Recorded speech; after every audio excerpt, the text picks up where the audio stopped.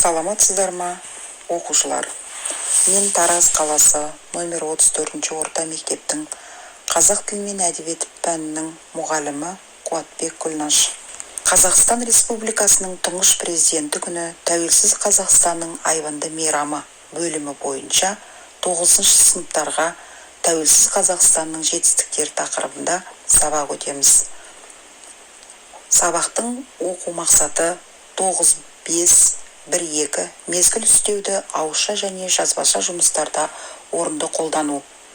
Құндылық, ұлттық мүдде, Қазақстан мүддесіне қызмет етуге ұмтылу. Сабақ барысы: психологиялық жағымды ахуал қалыптастыру мақсатында өзіңе тілегенді өзгелерге тіле. Оқушылар шеңберге тұрып бір-бірлеріңізге жылы лебіздеріңізді білдіріңіздер. Алдын ала дайындалған орындықтардың астынан жапсырылған әр түрлі түстерді стикерлер арқылы топқа бөлінеміз. Үй жұмысын тексеру. Үстеу дегеніміз не? Үстеудің қандай түрлері бар? Мезгіл үстеуі қандай сұрақтарға жауап береді? Және мысал келтіріңіздер. Оқушылар, ой түрткі.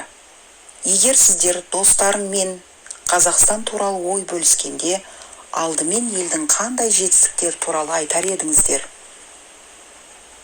Бірінші тапсырма. Тыңдалым дағдысы бойынша мәтінді тыңдаңыздар, мәтін не туралы айтылған, мезгіл үстеулерді қатыстырып, мазмұнын қысқаша баяндаңыздар.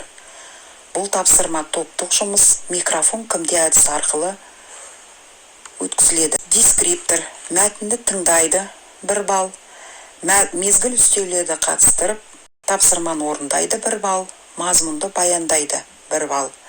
Қалыптастырушы бағалау, бірін-бірі бағалайды. 4-ші тапсырма оқылым дағдысы. Мәтінді оқыңдар. Тәуелсіз Қазақстанның даму жолындағы кезеңдерді диаграммаға түсіріп жазыңыздар. Бұл тапсырма жұптық жұмыс, сандар сөйлейді әдісі арқылы жүзеге асады. Бірінші сөйлем: Тәуелсіз Қазақстанның дүниеге келуінің ұлы шежіресі бір қатар тарихи кезеңнен тұрады.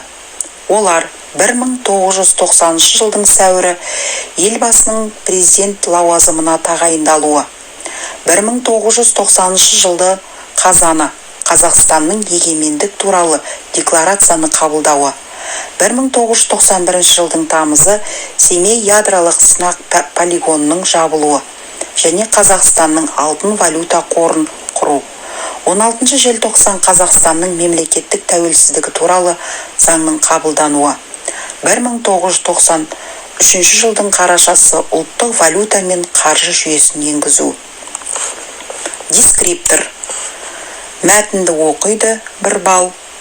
Сандарды диаграммаға түсіріп әңгімелеп жазады, 1 балл. Қалыптастырушы бағалау жұптардың бір-бірін бағалауы. Келесі тапсырма жазылым тапсысы бойынша 6-шы тапсырма жүзеге асырылады.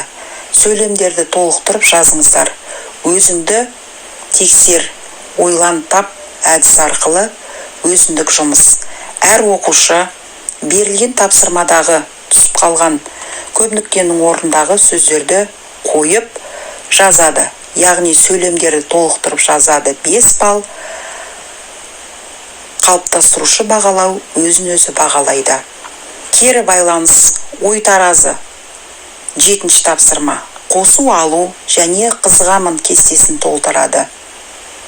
Балалар, келесі тапсырма үйге тапсырма. 8-ші тапсырма 123 бетте. Сау болыңыздар.